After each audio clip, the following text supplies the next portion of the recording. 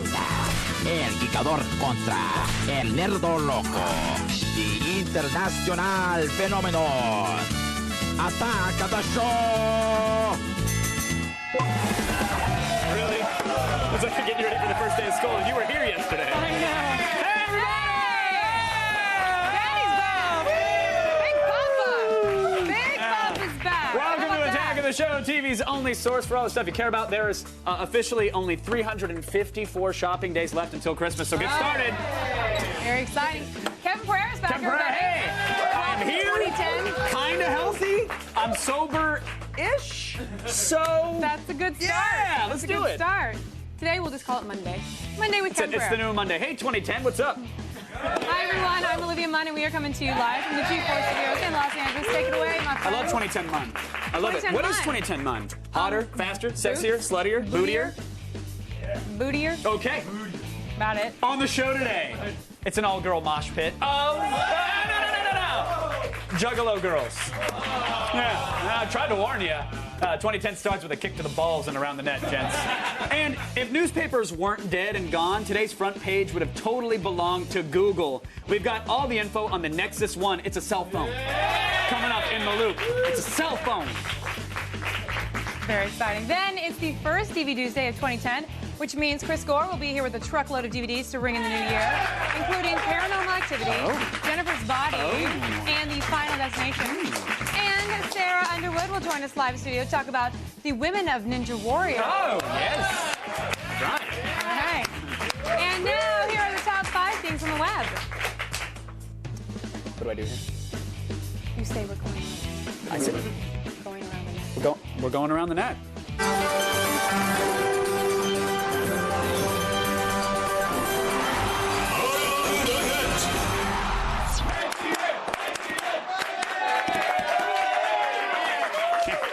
Next month, the 2010 Winter Games opens in Vancouver. Vancouver. The Vancouver. Vancouver. But here's an event that you won't see, yet you totally should be able to see it.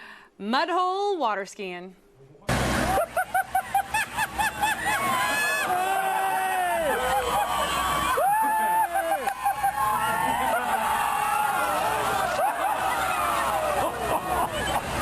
Brilliant. Brilliant. Any event that takes place on or around the old mud hole is totally fine by me. Win. Pure win. Pure. Yeah, absolutely. And at the Redneck Games, you know, the winners get to keep their lives, but the losers, they get Darwin Awards. Oh, so that's cool. That's good. Yeah. Hey, and if you want more redneck sports, you can listen in on CB Radio, the exclusive broadcaster. CB.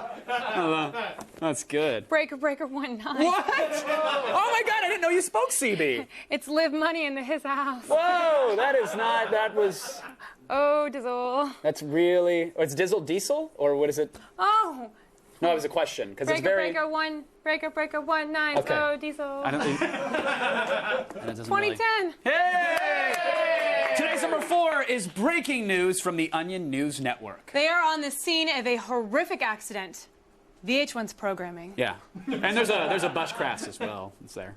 We go back now to Southern California, where a VH1 bus crashed just a short while ago, spilling more than 2,000 pounds of sludge onto Interstate 5 near Palmdale. Officials there are struggling to control the spread of sludge, which has already polluted the roadway and is spreading now down a hillside into residential areas. The local fire department is just not equipped to handle something this toxic. They're just trying to keep these sluts contained with impromptu strip-offs and shooter contests in the ditch behind me. Now, we've just gotten word that VH1 has issued a statement. It's on their website. It says they are fully committed to the safe handling of sluts. Yes, but the EPA has urged VH1 to use perhaps a more diluted form of slut than this highly concentrated slut they use now. Yeah, all sounds like good stuff, but I don't think VH1's going to ever go for that. Ryan, stay safe out there and don't any of those sluts. What's the point of being on the scene?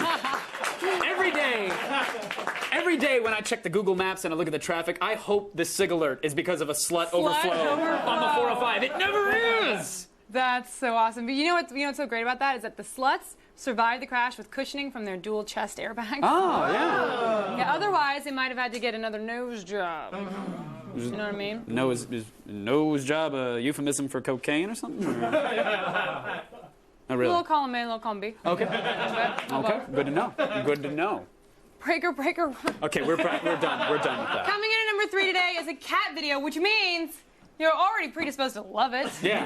I mean, cat videos on the internet, there's like 12 or 13 billion of them, and they're often of questionable quality. But this one's truly something special. Buddy.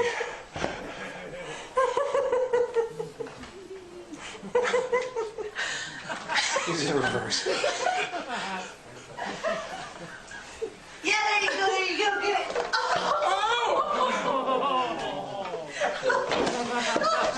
Okay, now I know. Some say animal cruelty, but I say animal hilarity. Am I right? Because that little cat was just like, I don't know what to do. I'm a cat. I'm stuck in a box, and people are laughing. I mean, that was funny, man. Kevin, where'd you go? Kevin, where'd you go? Where did you Kevin, go? where'd you go? Because seriously, Kevin, where'd you go? I get it. Kevin, where'd you go? The cat was in a box. Kevin, where'd you go? But where did you Kevin! find a comically oversized Kevin! Kleenex box? What? Where'd you go? Kevin, where'd you go? I'm here. Your head is in a damn Kleenex box. Where'd you go? Where'd you go? Today's number 2 video Where'd you is go? yet another bit of cultural anthropology from the How is that going to help you? I don't want How is that going to help you? I hate anything. This is a gathering of the Juggalos, ladies and gentlemen. And this is it's an older video from last year's 10th gathering showcasing a fascinating all-female mosh pit. And we had to replace the swear-filled music. But we think it still works. Kevin, where'd you go? Really?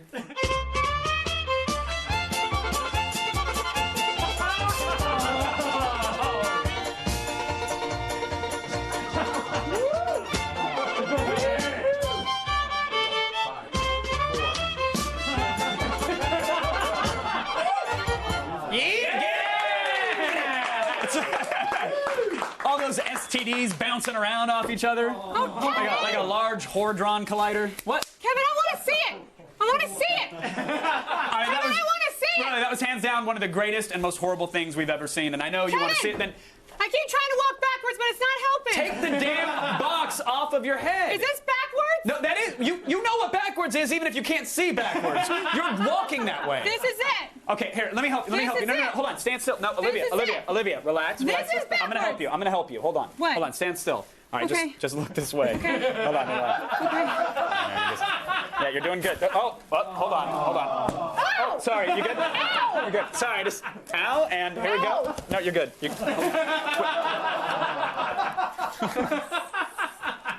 There we go. There you go. Now you're good. Here, let me just.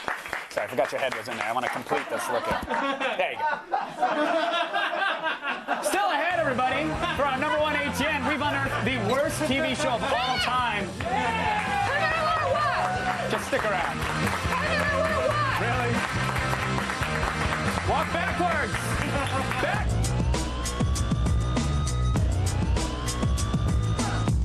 I will not be stopped. The Women of Ninja Warrior Marathon. All new Saturday at 5:30. Only on G4.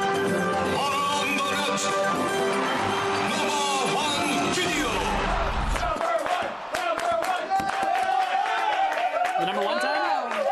Number 1? This is a special number Really 1. good. Really good today. Yeah, today's number 1 item is the failed 1990 sitcom Puchinsky. No, tell them the real name, really.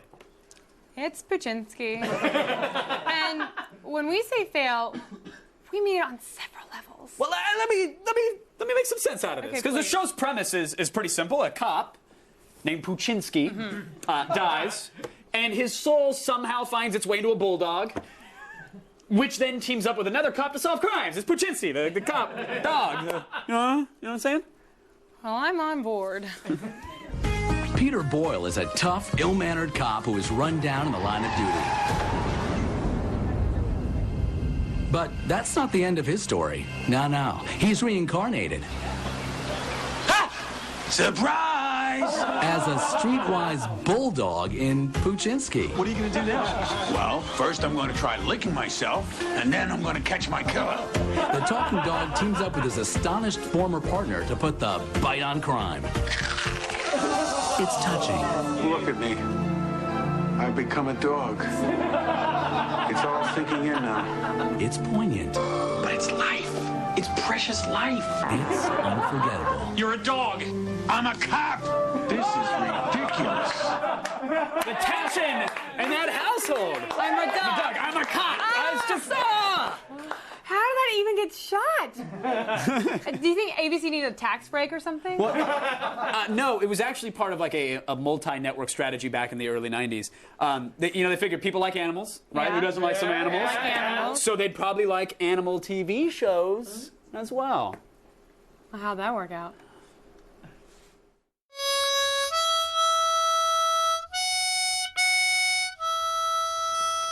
Dr. Shock, my town has come down with a rat terrible fever, and I don't know what to do.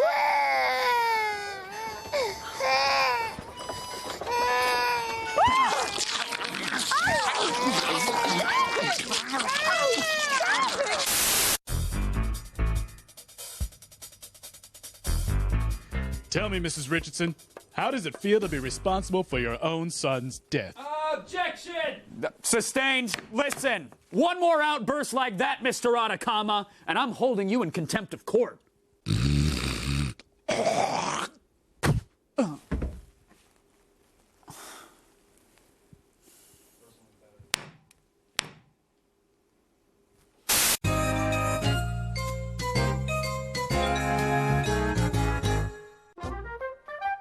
Honey, it's time for dinner.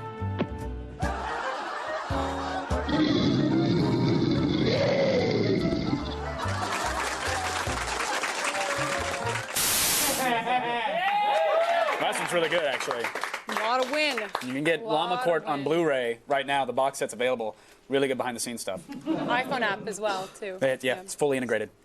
To get your daily viral fix and check out all the viral videos we have to offer, go to g4tv.com/aroundthenet. Now let's go to our local neighborhood news crier. Crier? Crier? Crier. A Really? news crier, like, I've never heard of extra, that. extra, it's a news crier. Wait, people say news crier? It's a news crier, It's like you're a right. news boy. I'm sorry. I've A never- news boy? Like a news person, a newsie. A newsie. Let's go to our resident Who says news newser. crier? Who Allison, says start that? crying about the news. I'm sorry. Cry. I'm still gagging from that loogie that got hocked on your face, Kevin. That was gross. I'm just going to start the feed. Next.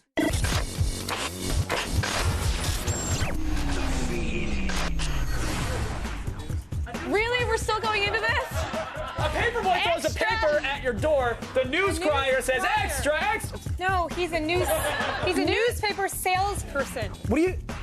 Tell you what, I'm just going to tell you the news, and then you can decide what I am afterwards, Well, all you're right? crying, first of all. It's Tuesday, January 5th, and here are your top stories. I wish I had a paper.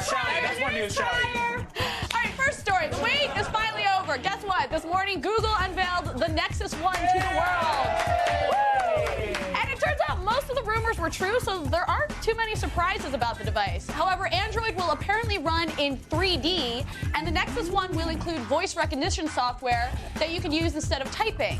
The device is available on Google's new web-based store for $529 without a contract, or for $179 with a 2-year contract from T-Mobile. We'll tell you whether or not you should buy it in the loop. Thanks to the success of Avatar, it looks like 3D entertainment will be popping up everywhere, including in your own home. 3D television sets should be one of the hot items at CES this year, and it's a good thing because 3D content will be here soon. ESPN has announced they plan to provide 85 events in full 3D over the next year, starting this June with the X Games, which sounds pretty awesome. Also, Discovery has teamed up with Sony and IMAX to potentially produce 3D content starting in 2011. We'll have all the latest on 3D TVs later this week from CES. And finally, French director Pierre Morel is taking over Paramount's adaptation of Frank Herbert's sci-fi novel Dune. Yes! Film adaptations of the classic tale have been difficult or worse in the past, including Sci-Fi's 2000 miniseries and a mishandled theatrical release in 1984. However, Dune has proven to be a successful franchise, spawning 5 literary prequels and sequels. And with any luck, the next go-around may feature those giant worms coming at you in 3D. I'm Allison Hayslip, and you've just been fed.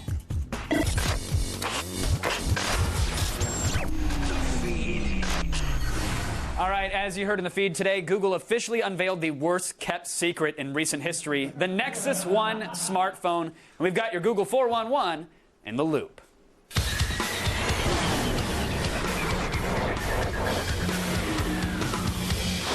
Joining me all the way from San Francisco to help us make sense of it all, writer for TechCrunch.com, MG Siegler is here. How are you, MG?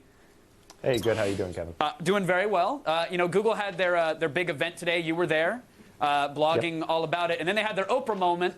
I don't know if you guys looked under your chairs or whatnot, but everybody left with one. So now you actually have the Nexus One in your on your hands or in your person, or you've got it somewhere, right? You're happy about it? Yep. Okay. Yep. Yeah, very. Yeah, there's oohs and ahs here. You don't seem too stoked over it. What's going on? All right, how do you feel about it? Well, you know, kind of like you alluded to, everyone knew basically what was coming beforehand, and you know, that's basically what we got today. But it is, you know, it's a nice little device. It's by far the sexiest Android device I've ever seen. You know, I've played with a lot of the newer ones, the Droid, and all the way back to the G1, and this is by far the best one. Right. Well, I mean, were there any surprises at all today, or were all the beans spilled, so to speak? You know, the biggest surprise might be that they're actually going to be teaming up with Verizon to get this thing out there, you know, on that network in the spring. That's probably the biggest thing. Now, the iPhone, of course, is all about the apps. Is the killer app with the launch of the Nexus One, is it going to be 3D applications, or it seemed like they were really touting the 3D features of this device at the press conference?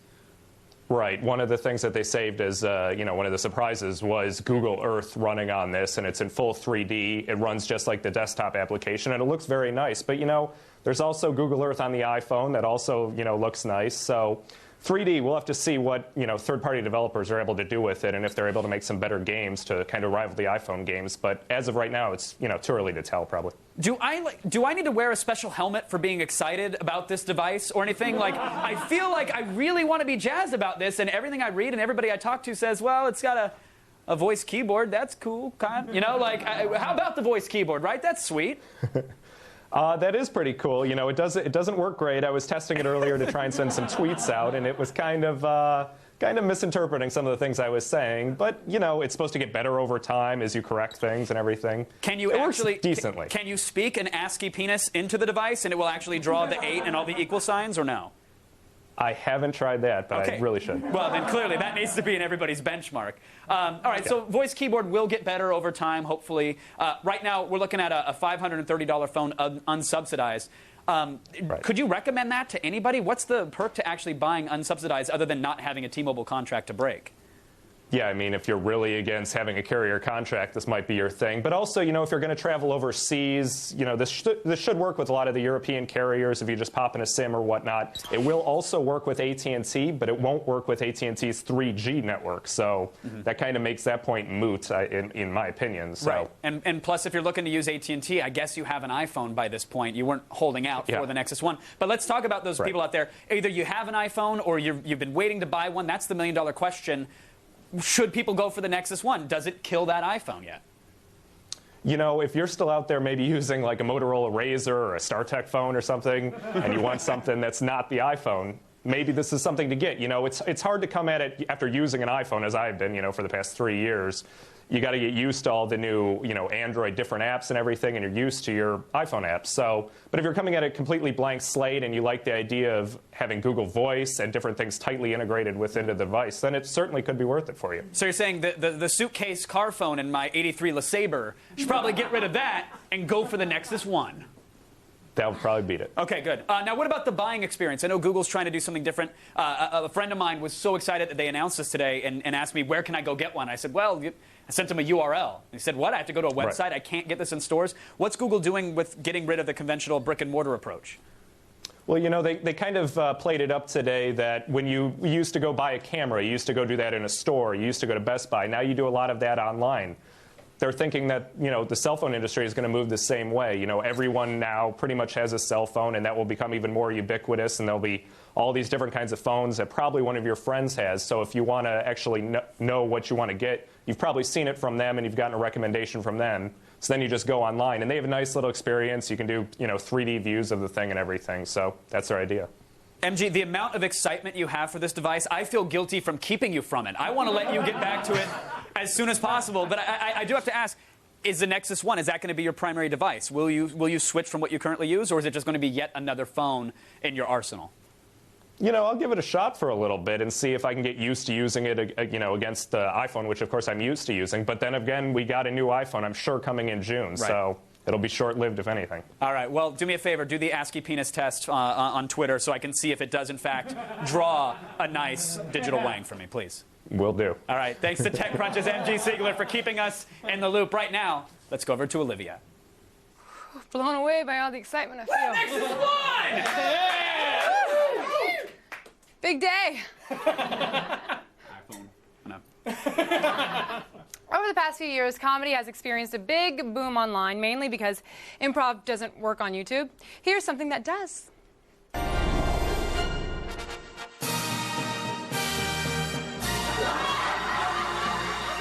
Look at you there! I just get killed by a sniper attack on the bluff side! For almost 5 years, Balloon Shop has been cranking out their own brand of sketch comedy for no one but themselves. From a Memphis high school cafeteria to their detour into crime, this is Balloon Shop. Josh Persley, Thomas Gore, and Olin Rogers met during their senior year of high school over a plate of chicken nuggets. Hey, Alex! What you doing? We're doing a free Darren! Realizing their shared interests, the three started a MySpace account and began shooting and uploading short sketches for their own amusement. They shot this one at a local park, complete with military outfits and toy guns from Walmart. I want you to take him down by nightfall, Lake Paul! That day in the park quickly turned tragic. After hearing the shouts and seeing guns, concerned neighbors alerted the police. Within minutes, a SWAT team had arrived. Thomas, Olin, and Josh arrested. Their camera and tape confiscated. The three high schoolers spent a night in jail, in separate cells. Months of legal wrangling followed. Their camera and footage was eventually returned, along with a stern warning. Balloon Shop had been shaken to its core. I am so mad right now! 5 months later, after all but giving up on comedy, the three watched the park footage and decided to upload it. A little wiser, and now with a criminal record, Balloon Shop was reborn. The trio graduated high school, and though it was unplanned, all three began attending the University of Memphis.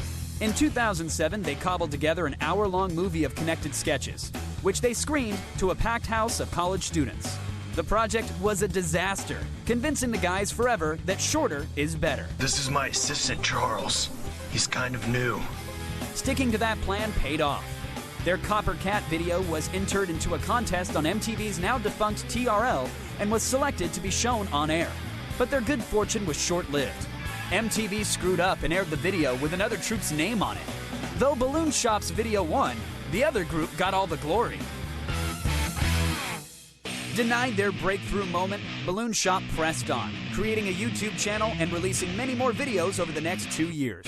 Through hard work and dedication, they gradually built their audience the old-fashioned way, by earning their viewers one by one. In just the last few months, Balloon Shop's video views have soared thanks to social tools like Twitter and Facebook. I got the dues, dude! They promise to continue making videos, not for the fame or fortune or the prospect of doing more jail time, but simply because it's fun.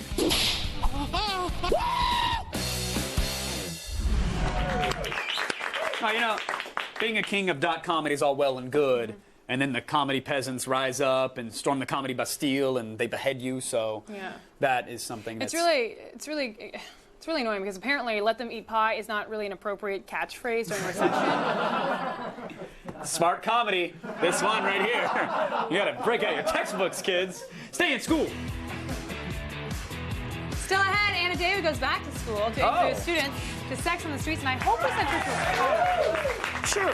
And later, Sarah Underwood will be here live to talk about Women of Ninja Warrior. We wear the same thing sometimes. They're a lot less needy than your standard issue woman, which is cool. But first, here's a New Year's resolution from one of our viewers. My name is Evan Ramirez, and I want to assassinate 10 times more ninjas this year.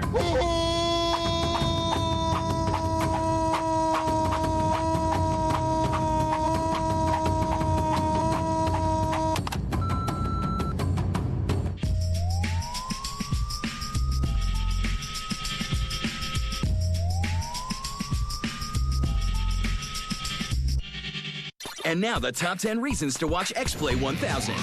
Robot on man violence, man on burrito romance, hilarious lightsaber accidents, and perverted puppets. You be Adam and Morgan celebrate 1,000 episodes with the best new and classic X-Play moments. That's amazing. X-Play 1000, a 1-hour special, February 1st, only on G4.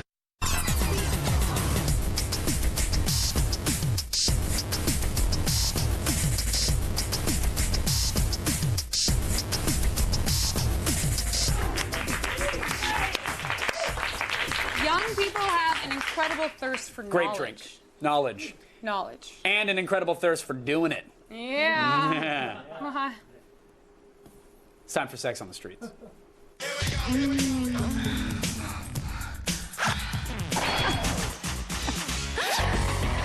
I'm Anna David, and I'm here in Los Angeles, one of the most sexually active cities in the world. With millions of people out there having sex, there's bound to be some confusion. So I'm hitting the streets of Westwood by UCLA to see if I can clear up the issues.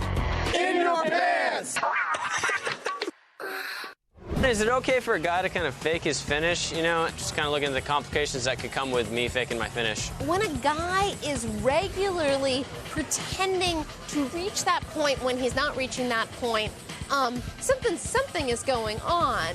If he can't reach that point at all, Oh, I see. then it could be something that, it's important to sort of see a doctor about and look at more seriously. We're all for, like, generous giving guys, but Yeah. I do think if it's, every now and then, it's not anything to worry about, but also in an honest, giving, open relationship, you can always just say, hey, I'm done. I'm not really going to get to that point, and I'm okay. You don't have to fake. I took a girl home. Things are going really well. We were both really into each other. Sounds good so far. We went back to my place, and she insisted that she service herself while I also service myself with no sort of interaction physically. That's the mutual masto. And it's a way to sort of be sexual and be together, and everybody can leave happy, but you don't have to feel like you really expose too much of yourself with a complete and total stranger. I think it is definitely sort of a way to kind of keep things relatively innocent while still a little bit sexual. Okay. I see all the power to her for using that move.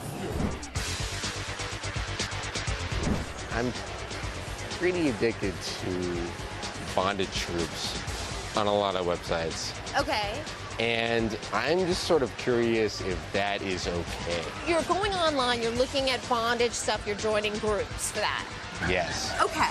Well, look, I think that whatever you feel is okay. There are plenty of people who are into that kind of thing, who are looking at the pictures and joining the groups and engaging in that kind of thing in their sex life, and they are perfectly fine with it. Some of these virtual friends that you're making, maybe you meet them in real life, or some of these real people that you try to incorporate in some of the tamer aspects of this more extreme lifestyle. I think it's all about bringing the two worlds together. Just doing my bit to help the guys out in LA. I'm Anna David. See you next time I go in your pants.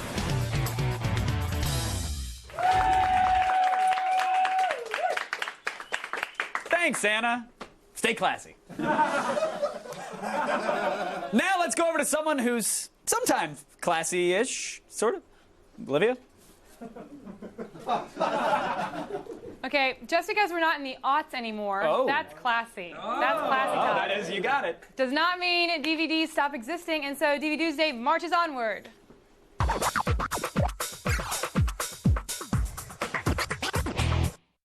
2010 Gore! Yeah! Welcome back to the expert. Let's get into this. What is our first DVD of the new decade? Paranormal Activity. Okay, now, part of what made this film work was seeing it with a crowd in theaters and everyone's screaming. It's really exciting. But is it as scary watching it at home? It was for me. I actually watched it in my little 5.1 surround system. And you know what? To enhance the experience, I turned off the lights. Did you? And you know, I jumped. I actually jumped. I usually turn off the lights when I watch a movie. You don't normally do that? Yes, I do. Okay, so I then do for scary movies. So you weren't enhancing the experience. You were just watching a scary movie. Correct. In the dark, alone. Oh. Sorry, you were. Yeah, that was kind of sad. Huh? Okay, it's fun. Now I know the movie was such a big hit and they rushed it to DVD. So does that mean that the extras suffer? Yes, there aren't a lot of extras on this. There's an alternate ending, so you can watch a version of the movie. Do you like the alternate ending? Yeah, the alternate ending's good, except I happen to be aware that there are many alternate endings that were shot. There's no commentary on it, and I'd like to see some of those other alternate endings. All right, so what's the bottom line? Bottom line is rent it because it's a great horror film. But there's probably going to be some other edition of DVD with more extras on it. Yeah. So what's up next? We have Jennifer's Body. Okay, so this film kind of tanked in theaters. Right. It does star Megan Fox. I know she makes out with another girl. There she is in her booty shorts. That's sold to me. Do you think it'll find new life on DVD?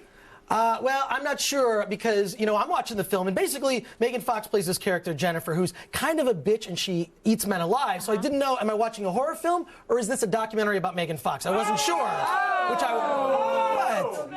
it's true. What men has she eaten alive? It's the directors she's eaten alive. It's crazy. Oh, that. Yeah, Michael Bay. That does make sense. Yeah. Wait, so is the movie, what, Jennifer's Body, is this because she's so hot? Well, she's I don't get it. She's a zombie. She's basically possessed by a spirit, and she kills people. Okay. Exactly. Was she good in it? Well, she doesn't get naked. So there was acting, and no, I don't think it was that great. Okay, so special features. There was commentary with screenwriter Diablo Cody and the director, and which was kind of actually annoying at times because the female director, and they were talking about the girl's hair and this, and it was girl talk. It was like a dinner party. I couldn't wait to leave. That's what the commentary was like. It was sort of irritating. In fact, Diablo Cody talked about something she was really proud of, like, oh, this part represents this. It's very smart. And she mentioned this to Eli Roth, and Eli Roth said, no, I think that's stupid. I agree with Eli Roth. I agree with Eli Roth that I think that what Diablo thought was cool is not so much. Yeah. Plus the fact that the characters all talk like writers. Which when you know something is overwritten, when they all kind of talk like everybody's clever and snappy. Like they're on Dawson's Creek? Yeah, or just some sitcom from the 80s. It's like no one talks like that. Like Pachinski? Yeah, precisely. That was a callback. So what's the bottom line? Bottom line is pass. I'm sorry. Pass.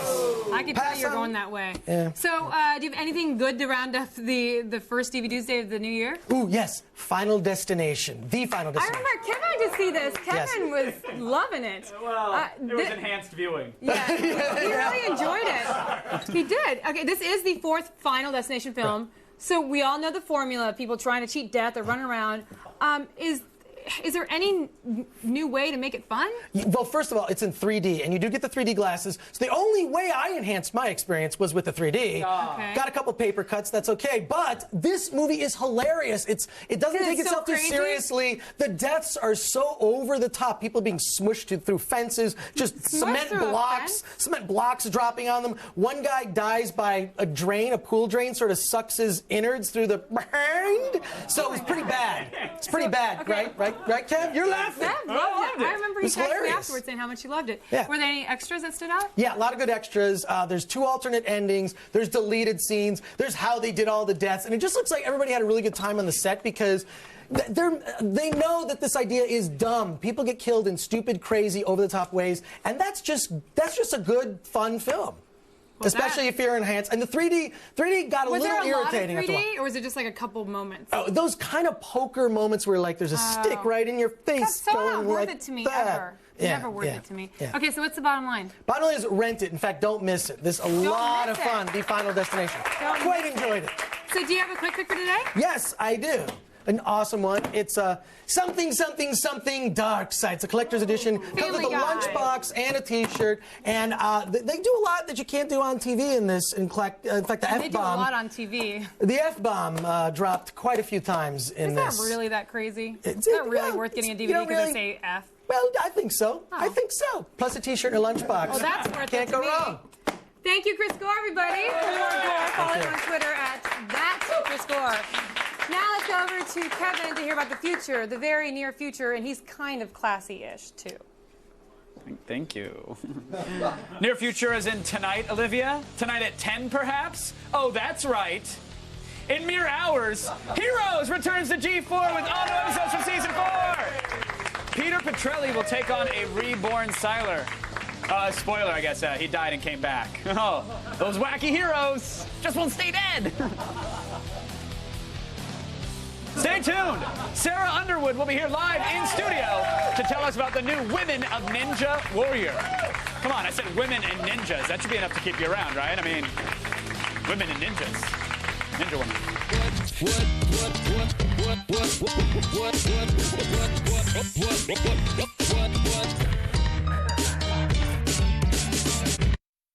From Hollywood to Bollywood. Geek Goddess. Humble के show. Now, to qualify for our next Ninja Warrior special, you gotta have speed, you gotta have strength, and you gotta have lady parts. Deadly lady parts. I'm a ninja. I'm a ninja. I'm a ninja. She's so freaking high. Oh my gosh, I have to cross that.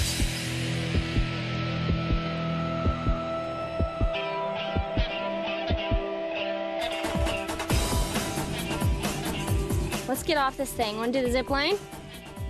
This is for the women of Ninja Warrior! Now, Midoriya, here I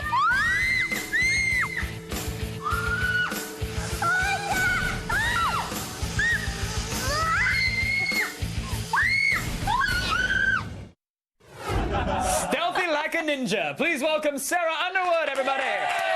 How are you, Miss Underwood? Good. Been a while. Yeah, it's been a while. Ninjas don't squeak. No, can you tell by all that training I had? Don't you think I did really good? I think you nailed it. I'm tuning in to see how well you did. But I mean, was that the bulk of your preparation? Was screaming in a forest, or was there like a rigorous training thing for running the course? Yeah, well, the other girl that was with me was Maho Tanaka, and she is a Ninja Warrior, a Women of Ninja Warrior all-star. Mm-hmm. So she took me to the bottom of Mount Fuji, and we did this training course that was intense. And let me tell you, after doing that course and the actual Women of Ninja Warrior course, I was really prepared for it because it was very similar to Women of Ninja Warrior, except like 40 feet in the air. Right. So I was more than prepared. So extra element of fear as you're screaming and flailing about. Yeah. What do they like? I'm always like. When people run Ninja Warrior, sometimes they go for crazy costumes. Sometimes they're in the skin-tight athletic gear. Your 2007 Playmate of the Year, what exactly was that process like? Was there like a bit of a fashion show? Are we going to see that in a special? Did you try on different outfits? Yeah, I'm a girl, so I mean, I try on like 20 outfits before I actually go out. I didn't know what I wanted to wear. I tried on all kinds of things. Like, I went from cowgirl to schoolgirl to superhero. Did you really consider running the course as Daisy Duke? Like, Absolutely. You should see the costumes that these people run the course in. So that's going to snag and pull something, and it's going to be great television, but not a good trip to the ER. Well, I mean, this was my first time. I wanted to do it in style. I didn't know if I was actually going to do well. Well, don't spoil what you actually wore, but spoil some of the course for me. Like, how is it different for women? Like, is it ball pits instead of water, and then it's like the log roll is replaced with a pillow fight? No, it is just as hard as for the men. But what are the Japanese pillows like? Are they softer than the American pillows? And do all the girls fight at once, or is it one at a time?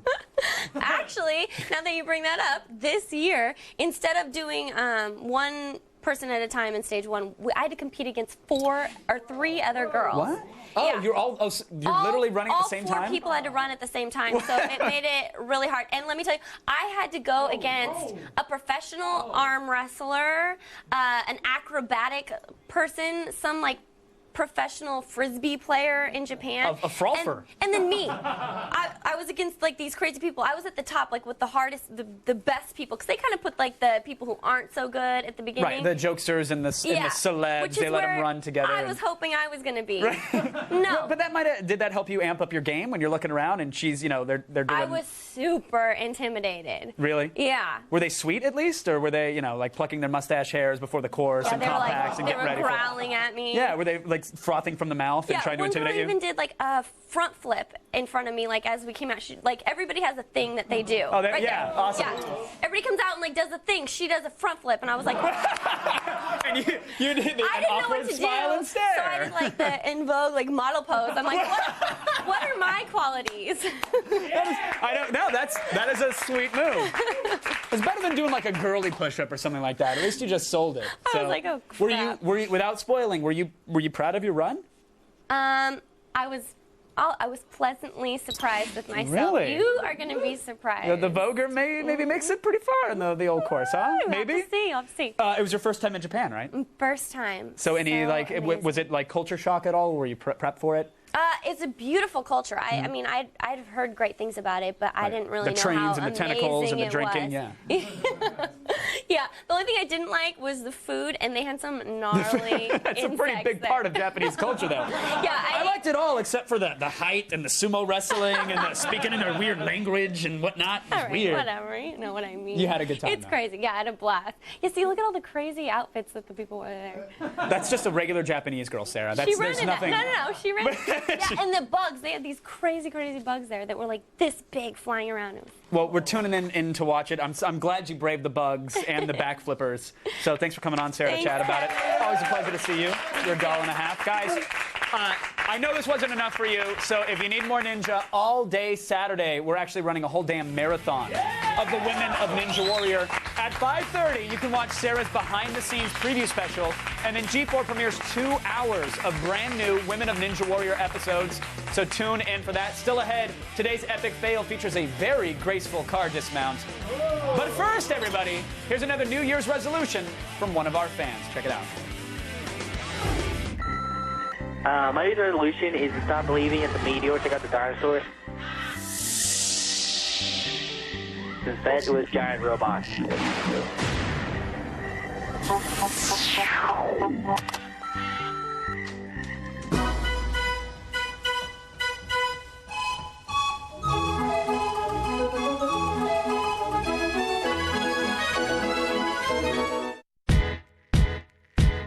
Hey everyone, I'm Olivia Munn, and you are watching the behind the scenes of my Maxim cover shoot. I think the look for the cover is raw, very sexy. There's just a very gritty feeling to the entire shoot. And it's very greasy, and I want it to look hot, and I want all the fans to just want to buy it and grab it and love it. Catch Olivia Munn on G4's Attack of the Show, weeknights at 7 p.m. Maxim, on sale now. Coming up tomorrow on an all-new AOTS, Ethan Hawke will be in studio to talk about his new vampire movie, Daybreakers. Then we'll show off the world's smallest digital camera with a 10x zoom from Fujifilm in Gadget Prom. And Kristen Adams talks to Michael Cera and Portia Doubleday from Youth in Revolt. See it tomorrow. It's time for today's epic fail. Now, recently, most of America has had really, really awful weather. Yeah, but not us in LA, No. so we never have to deal with traffic incidents like this one. I'm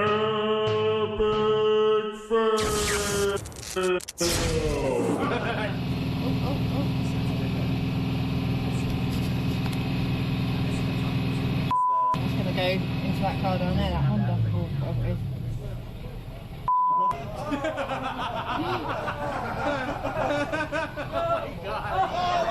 He's on the car.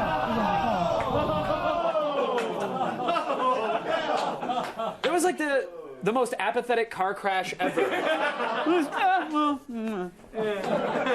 I'd like to fail that bailout, please. Okay.